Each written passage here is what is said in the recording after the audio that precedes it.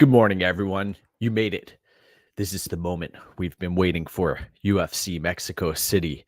Yair Rodriguez versus Brian Ortega 2 at elevation. 13 fights, 10 of which are currently favored to end inside the distance. The altitude will be a part of the equation, but it's only one piece of the puzzle. Let's break down this card from a betting perspective, and we'll start at the top of the card where we have Muhammad Naimov, who is coming in at a minus 535 betting favorite. This line has been blown out. He was in the minus 200s at one point. Muhammad Naimov is a fighter with many flaws to his game. What he lacks in skills, he makes up for it in gamesmanship, strength, power, wrestling. And he's taking on an Eric Silva who is sitting at plus 400. Eric Silva, who is controlled by TJ Brown in his UFC debut. Eric Silva came in as a minus 140 underdog, minus 140 favorite in his Contender Series matchup. Walked away victorious there. What you can expect from Eric Silva is some long striking, karate-based fighter who also will not hesitate to engage in grappling on the mat, although he can get out-muscled, and I do expect him to get out-muscled here against Muhammad Naimov. Eric Silva will go for it. Look out for the flying knee up the middle. That's one of Eric Silva's traits. Now, Eric Silva's 36 years of age, claims home of Costa Rica, I believe. And this is a spot where I think the altitude right off the bat will likely play a factor here. I'm going to be picking Muhammad Naimov to win, but I believe that Eric Silva is a live underdog in this spot. I would not be running to the betting window to bet a minus 535 betting favorite in this spot. I think that you watch the fight against Nathaniel Wood, you watch the fight against Jamie Malarkey, and there have been others. Muhammad Naimov is not a well-rounded fighter who is invincible. This is a fighter who's, technique for technique, he has come up short in many, many spots. So Eric Silva's live here. I will be picking Muhammad Naimov. I think that there is the potential for this fight to end inside the distance. I see the fight doesn't go the distance line sitting at minus 200. But the thing is Naimov going to come out here and ground Eric Silva and lay and pray for a significant amount of time? I think that is a possibility in the spot. I see Naimov with the heavier hands, but it takes a while for those hands to reach the target. Look how slow Naimov is. Look at the gamesmanship of Naimov. I'm picking Naimov in this spot. All right, next up, we have Felipe Dos Santos taking on Victor Altamirano. Altamirano, Mexican fighter, coming in as the plus 240 underdog. I do think that this line is another situation where we have a wide line. Everybody loved the performance of Felipe Dos Santos versus Manel Cap. He hung in the fight. He was getting pieced up on the feet at times, but he showed that he was a game fighter. He was a fighter who would stick in there with his solid cardio, and he looked great on the scales yesterday. Came in at 124 pounds, which was impressive to me. I wasn't sure what we'd expect from Felipe Dos Santos fighting out of, I believe, Shooter Bucks on the scales. Looked great. And Victor Altamirano isn't necessarily the strongest fighter, isn't necessarily the most powerful fighter, but he's a gritty fighter who we saw against Tim Elliott, held his own in that fight. I think that he is another potential live underdog here,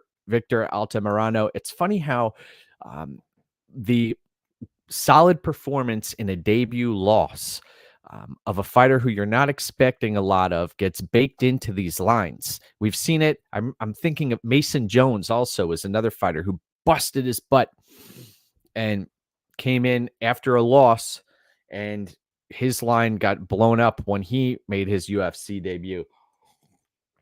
So This is a situation where I'm going to be looking at a live betting opportunity here. There are a few live betting opportunities on this card. I think that Altamirano could potentially work himself into this fight if Felipe dos Santos is unable to get his game going. Um, Felipe dos Santos will have to set the tone for the shoot box fighters. We'll talk about another shoot box fighter in the near future. Give me Felipe dos Santos to win, but I believe that Altamirano is a live dog in this spot. You talk about the Mexican crowd propelling fighters to victory, and Shady says, Eric, everyone is Mexican today. Yes, yes.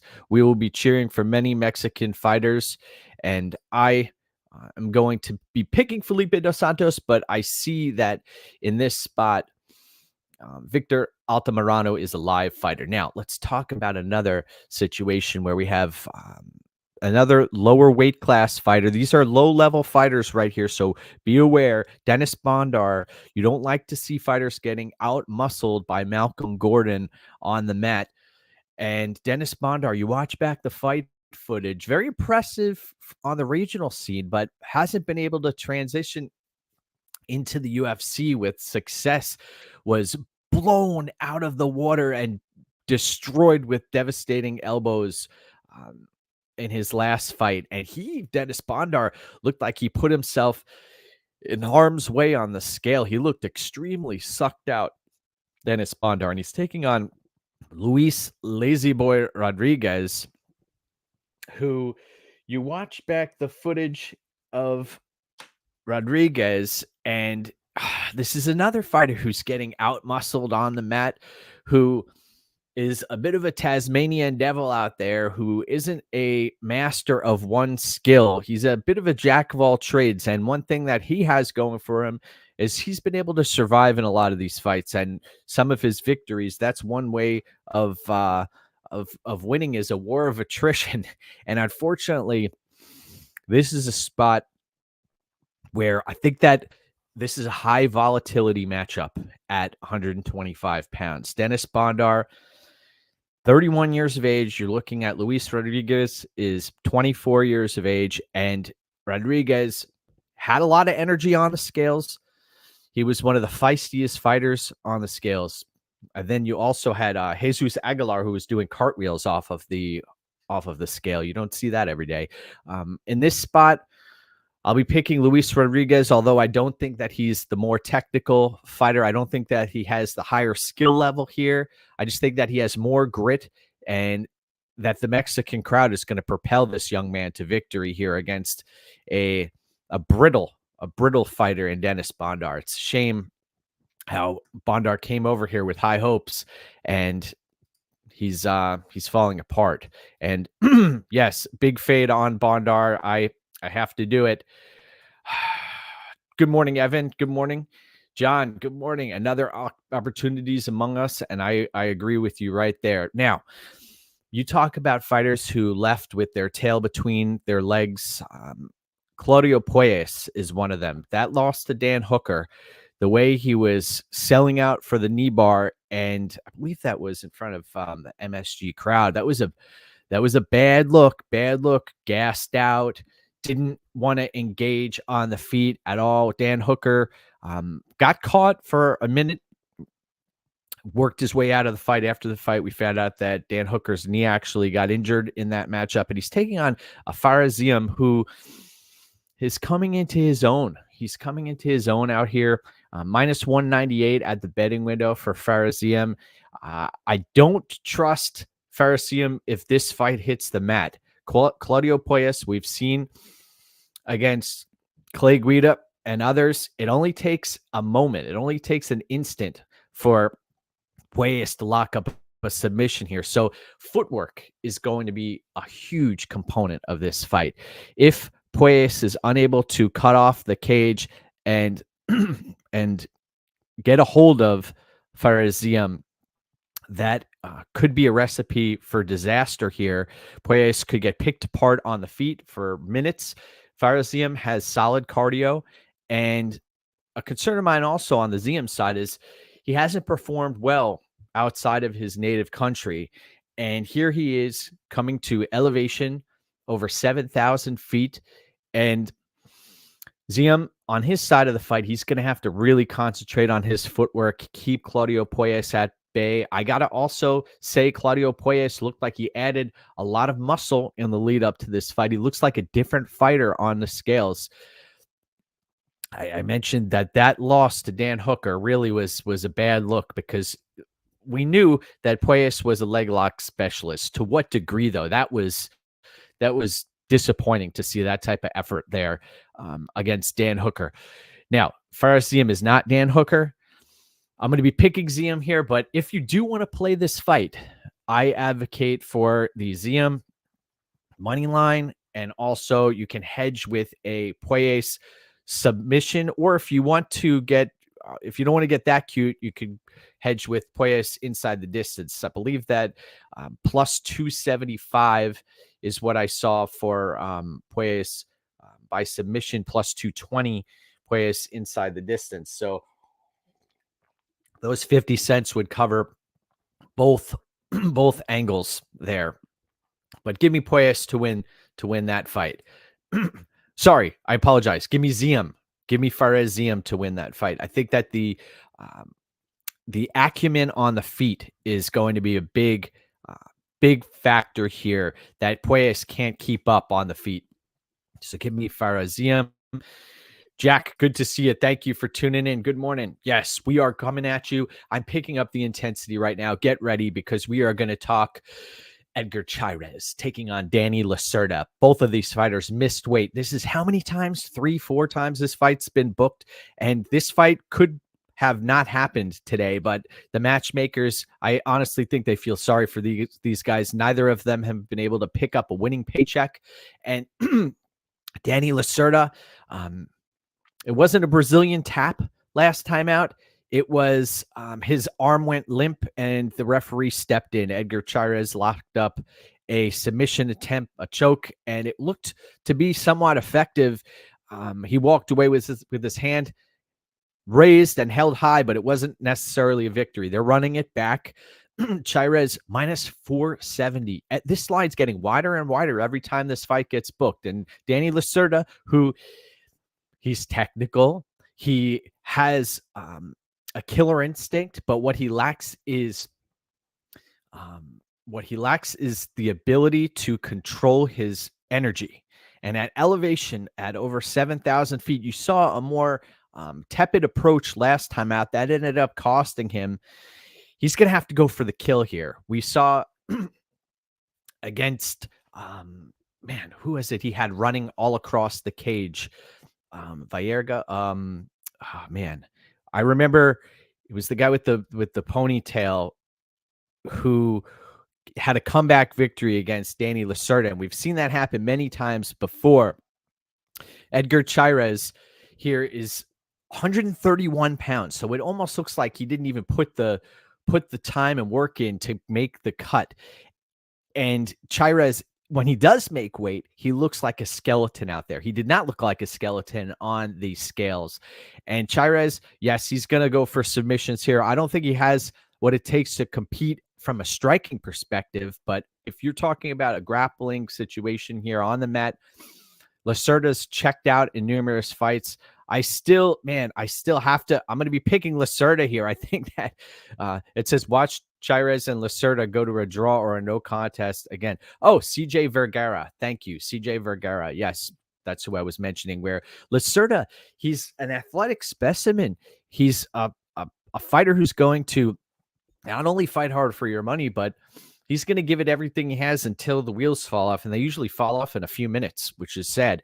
But I think that Lacerda, much more athletic here, much more potent striker. He just checks out during fights and makes huge bonehead mistakes. You got a few minutes of greatness in there. So give me Danny Lacerda as an underdog here. But you talk fight doesn't go the distance. You talk at the under 1.5 being in play, under 2.5. I think that this is a situation where you could potentially have fighters who they don't want to go balls to the wall in the first minute or two. They want to try to implement a strategy that their coaches have set aside for them and show them some pay homage and justice for their coaches who train them up. Coaches don't necessarily want to see these fighters come out in a ball of energy. They want to see some technical prowess. And man, I think Lacerda's going to go nuts again in there. I got to be honest. I think Lacerda's going to go for it one more time. He's done it so many times before. I think he's going to go for it again. I think that he has the potential to beat Chairez too. And why is Chairez coming in at 131? Why is Lacerda's coming in at 127 here when they knew this fight was booked for quite some time? Give me Lacerda in that matchup. I think the odds are way, way off. Now, Mateus Mendonca taking on Jesus Aguilar. You see the Shure box tattoo on the neck. It takes some guts to get a neck tattoo. If I was able to get a neck tattoo, it would likely be my betmma.tips graph and performance, the results of my third-party tracked record. That's where the neck tattoo would go. But Mateus Mendonca had different thoughts. He does not have a third-party tracked betting record. He has a Shure box tattoo on his neck. Now, I've met Master Rafael Cordero when he was with Shure box in Curitiba. I've met Vanderlei Silva, Shogun, Hua, all of the greats from that camp. And Mateus Mendonca, what was he doing last time out? Selling out for the leg lock against Nate Maness and getting pounded out. He went for it time and time again.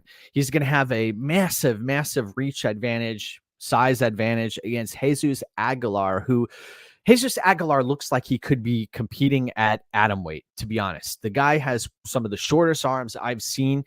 He is a pit bull, though. He's going to latch on to Mateus Mendonca and hold on for dear life and try to suck the energy out of Mateus Mendonca and get this fight to go deep, because Jesus Aguilar will have a Mexican crowd who are going to be frothing at the mouth throughout the entirety of this card. You can expect that. I've seen the UFC Mexico City crowd in previous events, and they will bring the energy, just like I'm bringing the energy right now. I am shaking with the enthusiasm as I break down this fight. So Mateus Mendonca is going to, in my eyes, put his best foot forward and go for the kill here. That is his path to victory. We've seen against one of the Basharat brothers that Mateus Mendonca will fight for his life out there. Now, but he may pay for it with his consciousness, and he may end up gassing himself out like he has done in previous matchups. And Mendonca was gasping for air against the Basharat brother. Give me Mateus Mendonca here, but I am not going out of my way to back him with my hard-earned money. What has he shown you to prove that he is capable of implementing a high fight IQ game plan? I have not seen it. Now, look at this. Oh, we've got the graphs. We've got the colors going. You're on Aguilar for half of a unit.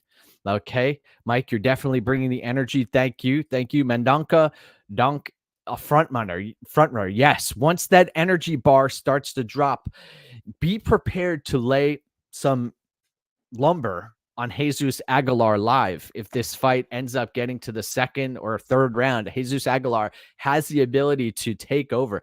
I don't put much stock into Jesus Aguilar's knockout victory over Shannon Ross. Most human beings, I think, could put Ross out at this stage in his career. It's kind of sad how his fighting career has unfolded. But give me Mateus Mendonca here, and give me Jesus Aguilar live late if this fight, if we see Mendonca start to gas hard.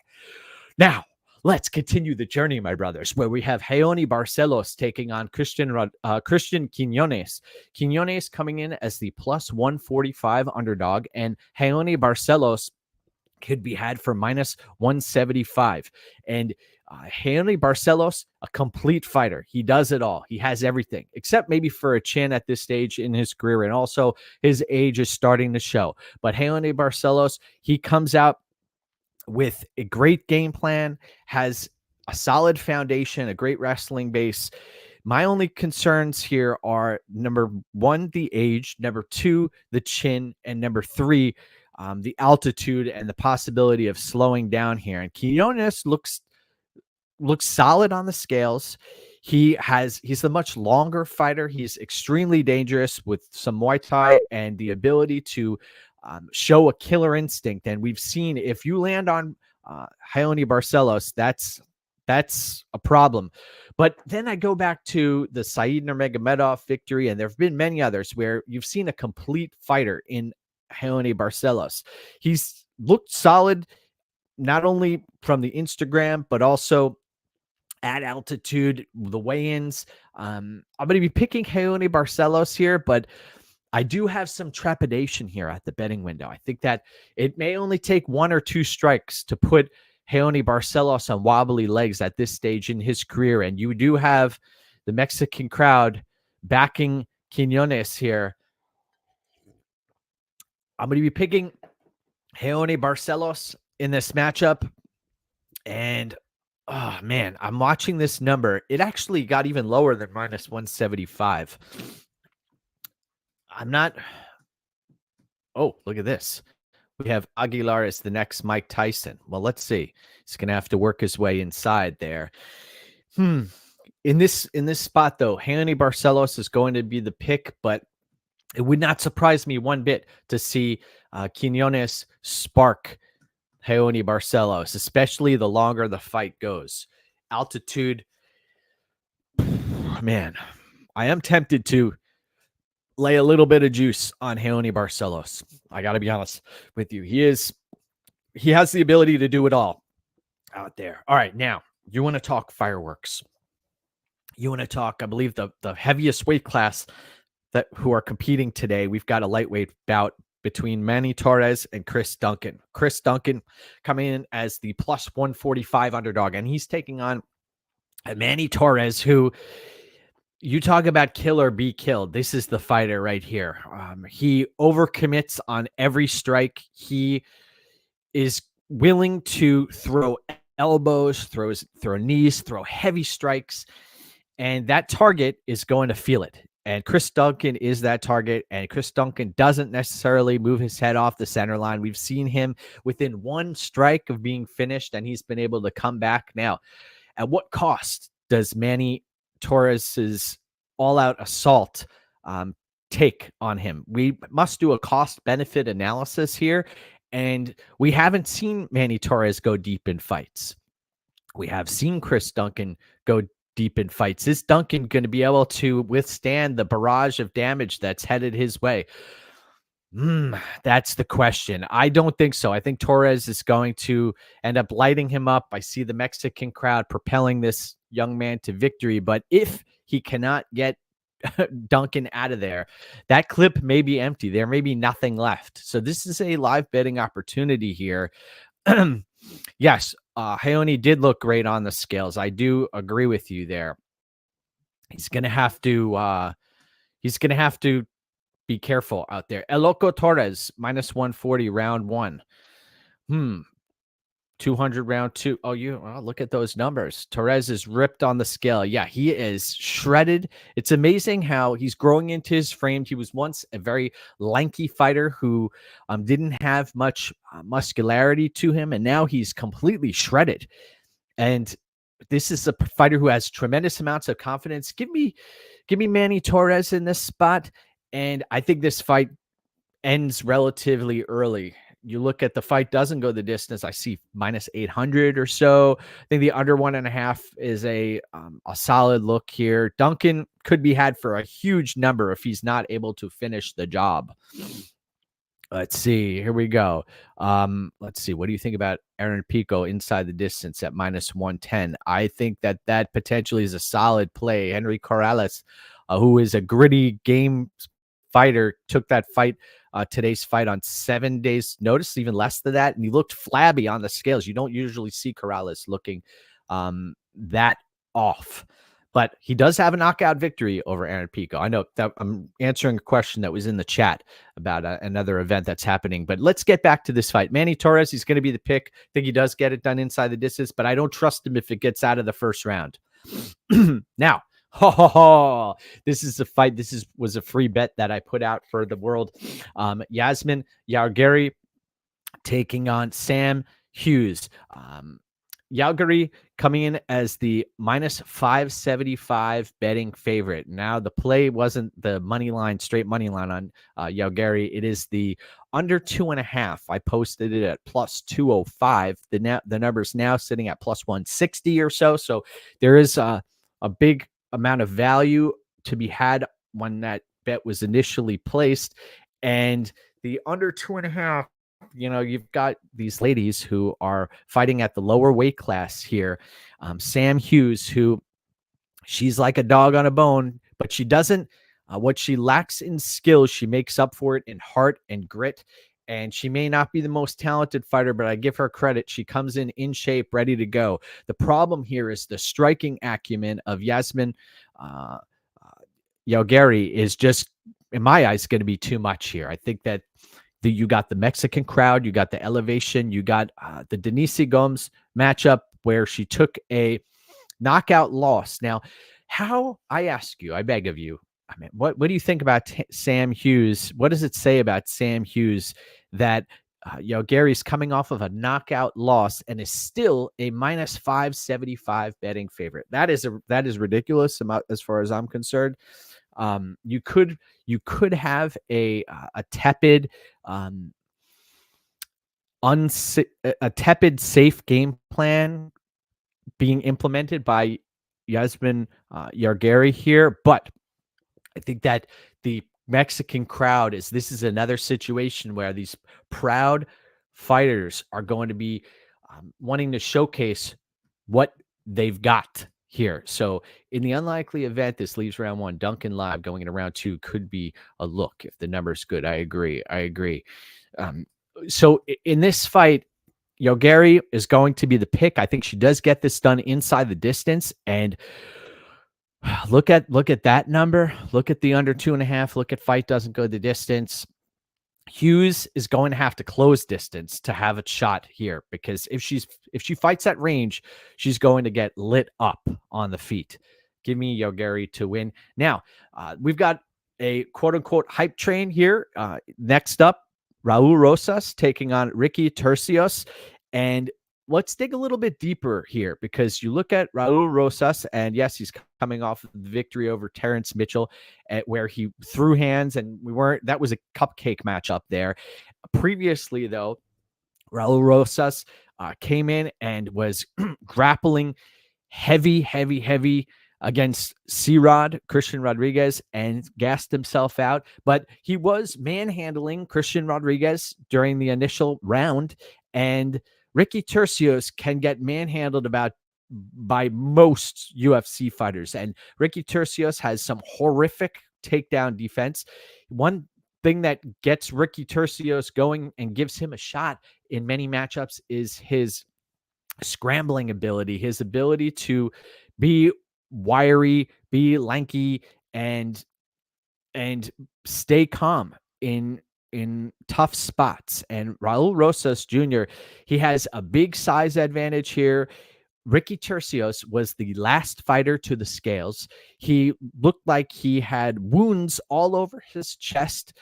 And go back, take a look. I believe Pepe posted a picture of Rodriguez-Turcios' chest. And not only was he the last fighter to the scale, but also is a fighter who isn't a muscular fighter, a fighter who doesn't possess a power threat. Watch the Natividad fight.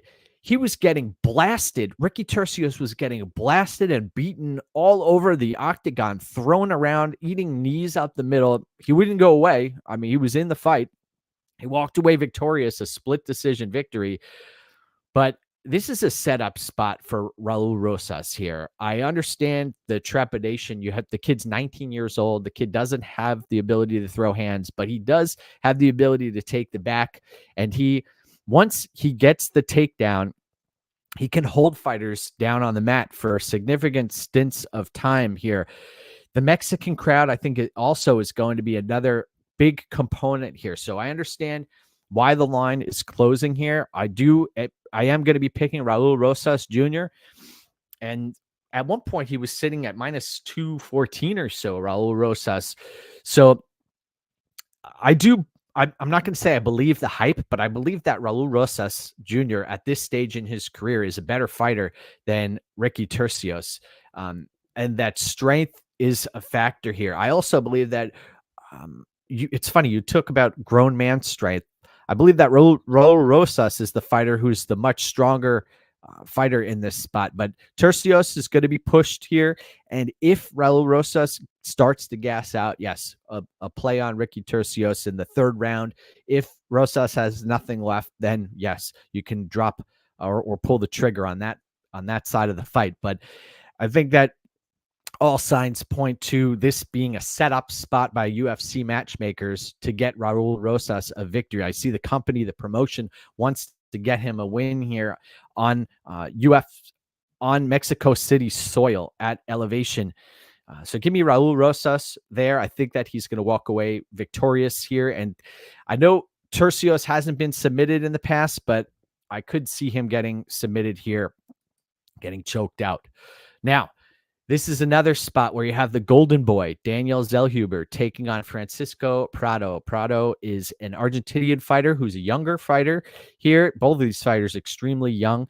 Prado reminds me of Marvin Vittori out there, a bit of a blockhead who is tough as nails, who's going to march forward. But from a technical standpoint, I know the spinning attacks were landing on Azatar, right? That was impressive to see, but he has a lot of muscle to throw through the air to land these strikes, and he's a bit rudimentary in some regards. His ability to close distance is rudimentary.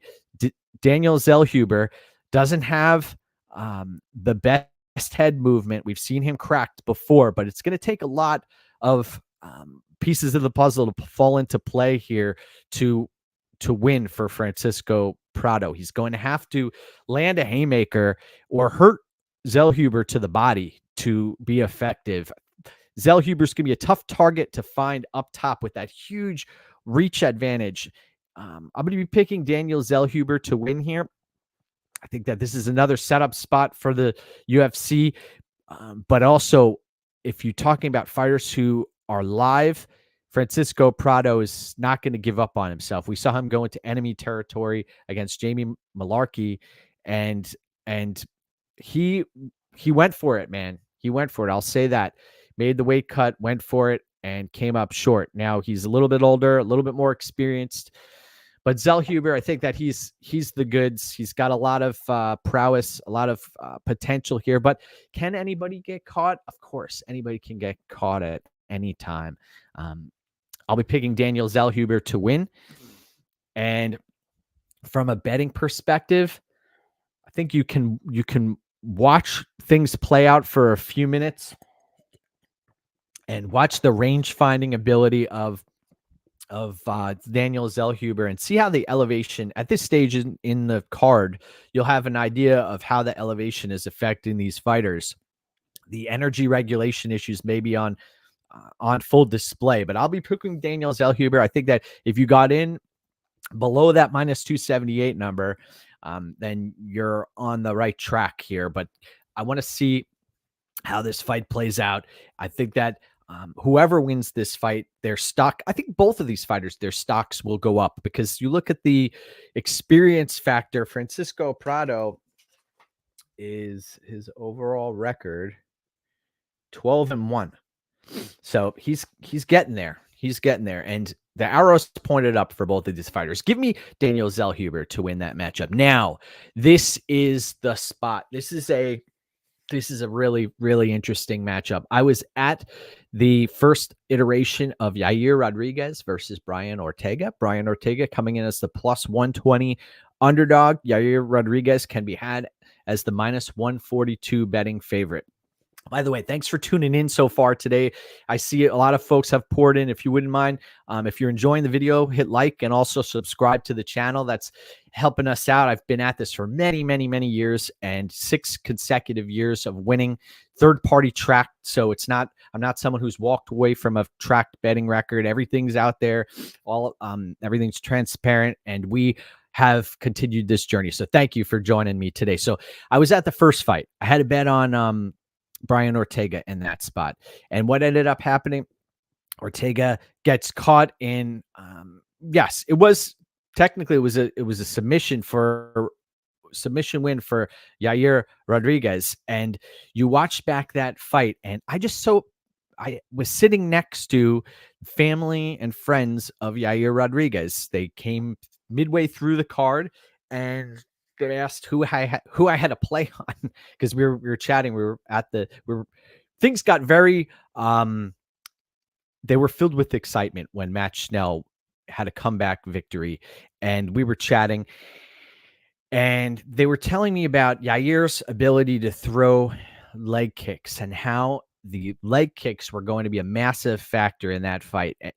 And Ortega ended up going for the takedown, and the complexion of the fight changed with Brian Ortega's injury there. But I have to wonder how that fight would have played out if it would have continued on, and Rodriguez, if he was going to be able to get his way back to his feet, because that's a problem for Yair Rodriguez. When he's on the mat, he sometimes is a fish out of water, and he will just sit there and throw elbows. And yes, he's active on the bottom, but his inability to get up is a problem, especially if you're fighting the likes of Brian Ortega, who has a submission threat up his sleeve. Yes, we haven't seen it in, gosh, I think somebody posted 7 years or so. Since Ortega's won a fight via submission. That's wild. And Ortega seems to come back a different version of himself every time out. Watch the Korean Zombie fight, the Edgar fight. He's throwing hands, and you watch his fight against Max Holloway. You watch his fight against Volkanovski. He's extremely durable, Brian Ortega. It only takes one mistake for a fighter against Brian Ortega for him to capitalize on a spot. And then on the other side of the fight, Yair Rodriguez, you go back and watch the fight against Korean Zombie. I know he took that fight on short notice, but he can pull a rabbit out of his hat also.